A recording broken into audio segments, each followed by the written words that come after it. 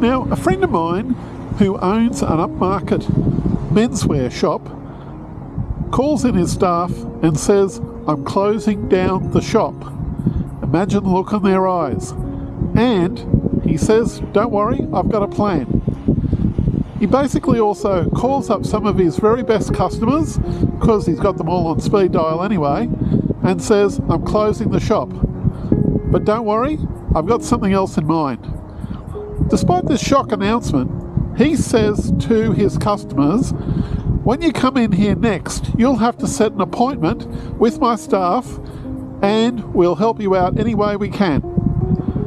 And I'm going to send you a link to my catalogue so that you can figure out what you have in mind, and if you haven't figured that out, come in and we'll discuss what your needs actually are for what you've got to do."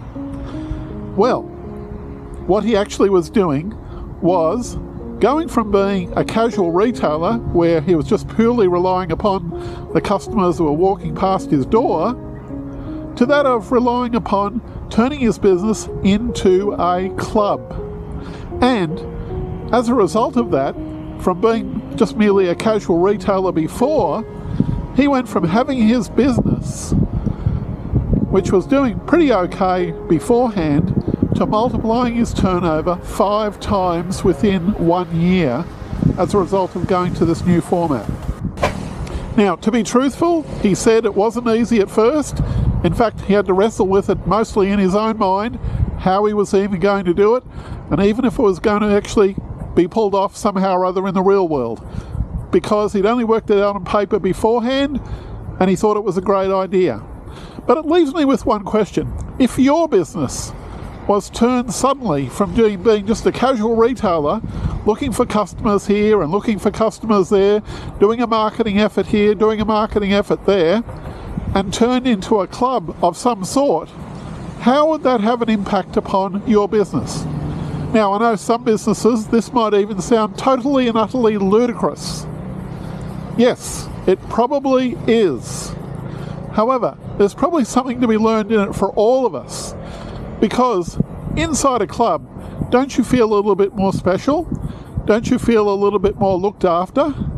Don't you feel like as though I'm a part of a community here, I'm a part of some other people, and I actually have more access to the manager of the business?